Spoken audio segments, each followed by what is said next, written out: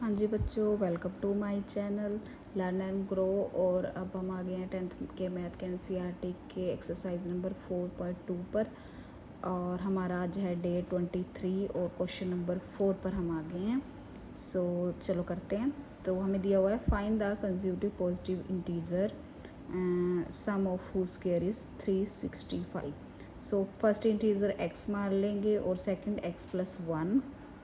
ठीक है, तो हमें दिया हुआ है कि इन दोनों के स्क्वायर जो है नंबरों का हमारे पास दिया हुआ है 365। सो x का स्क्वायर प्लस x+1 का whole square is equal to हमारे पास दिया हुआ है 365। सो हम इसको खोल लेते हैं, ओपन कर लेते हैं। ये a+1 ए मतलब a+b का होल स्क्वायर ये फॉर्मूला बन रहा है, उस हिसाब से खोल लिया हमने इसको। 365 को हम इधर ले आए और हमारे पास ये आ गया। अब 2 हटाने के लिए देखते हैं, 2 से सारा डिवाइड हो जाएगा, तो हम 2 से डिवाइड कर देते हैं, ये 2 हट जाएगा। तो हमारे पास ये इक्वेशन आ गई। अभी फैक्टराइजेशन के लिए हमें नंबर चाहिए जिसका प्रोडक्ट हो, नंबर्स चाहिए जिसका प्रोडक्ट हो -182 और जिसका सम जो है वो हो 1। सो नंबर होंगे वो हमारे पास 14 एंड -13। सो मिडल टर्म को हम जो है स्प्लिट कर देंगे। x की जगह हम लिखेंगे 14x minus 13x and -182 is equal to 0। So हमारे पास इसमें जो कॉमन है वो कर निकाल लिया बाहर और इसमें जो कॉमन है वो निकाल लिया, तो हमारे पास आ गया x+14 x minus 13 is equal to 0। So x+14 को हम 0 के इक्वल रखेंगे, x माइनस 13 के 0 के इक्वल रखेंगे, तो ये हमारे पास 2 इंटीजर आ जाएंगे। अब हम आते हैं 5th क्वेश्चन के ऊपर। 5th क्वेश्चन हमें दिया है the altitude of a right triangle is 7 cm and less than it's base if the hypotenuse is 13 cm, find the other 2 sides. So assume कर लेंगे कि बेस हमारे पास x है और एल्टीट्यूड हमें दिया हुआ है, इन्होंने कहा है कि वो 7 से कम है, मतलब बेस से 7 कम है।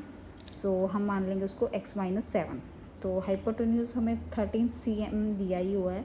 अब यहाँ लगे कि हमारे पास Pythagoras theorem. So Pythagoras theorem आपको ये याद कर लेनी है, आपने ये नोट डाउन भी कर लेनी है अपने जहाँ पे आप अपने फॉर्मूलाज वगैरह लिखते हो। तो पाइथागोरस थ्योरम के हिसाब से हमारे पास base square plus altitude square plus का स्क्वायर इज इक्वल टू होता है हाइपोटेन्यूज। सो इनकी जगह हम इनकी वैल्यूज़ रख देंगे।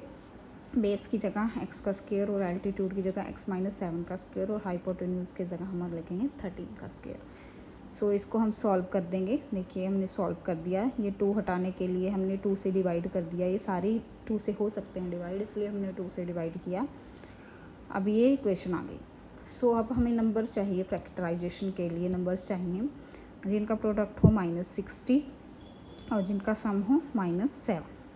सो वो क्या होंगे नंबर्स, हमारे पास होंगे -12 एंड 5। सो हम इसका फैक्टराइजेशन के लिए इसको हम स्प्लिट कर देंगे। स्प्लिट कर दिया हमने, देखो -12x एंड 5x -16। अब इनमें जो इन दोनों में जो कॉमन है वो बाहर कर लिया और इन दोनों में जो कॉमन है वो बाहर कर लिया, तो हमारे पास क्या आ गया x-12 x+5 is equal to 0। इसको 0 के इक्वल रखते हैं, इसको लिखते हैं, तो x की वैल्यू आ गई 12 और यहाँ ये x की वैल्यू -5 और नेगेटिव हम रिजेक्ट करेंगे, इसका कोई रोल नहीं है भाई नेगेटिव का बेस ऑफ एल्टीट्यूड निकालने के लिए। तो बेस हमारे पास 12 वाला आ गया, तो एल्टीट्यूड x-7 मतलब x की वैल्यू 12-7, ये आ गया हमारे पास 5c। अब है क्वेश्चन नंबर 6। क्वेश्चन नंबर 6 में दिया हुआ है कि a cottage in industry produce a certain number of poetry articles in a day. Cost of one article is 3 more twice the number of the articles, total cost 90। ठीक है, तो हमें पहले हम आर्टिकल को मान लेते हैं कि x है। ठीक है, हमें कॉस्ट ऑफ आर्टिकल भी निकालना है और आर्टिकल भी निकालने हैं। तो कॉस्ट ऑफ पर आर्टिकल कितना मानेंगे, इन्होंने दिया है कि वो दुगना है उससे आर्टिकल से और उसका मोर देन 3 है, मतलब 2x+3 है, राइट। सो इन दोनों का जो प्रोडक्ट हमें दिया हुआ है वो 90 दिया हुआ है, तो ये हमने इसके इक्वल कर दिया इक्वेशन बनाने के लिए, ये आ गया हमारे पास। अब 2 इसमें हटा नहीं सकते क्योंकि ये सारे इवन नहीं हैं, इनमें और 3 भी है, ये 2 से डिवाइड नहीं होगा, तो हम ऐसे ही एज इट इज़ इसको ले लेते हैं। इसमें हम एज इट इज़ इसको ले लिया तो -90 की जो वैल्यू है, मतलब ऐसे नंबर चाहिए जिनका प्रोडक्ट जो है 90 को 2 से करके -80 होगा और जिनका सम जो है 3 हो। तो ऐसे नंबर्स हमारे पास होंगे 15 एंड -12। अब इस इक्वेशन को हम स्प्लिट कर देंगे, 15 और -12 इसके जगह अलग कर देते हैं हम, 3x की जगह, -90 = 0।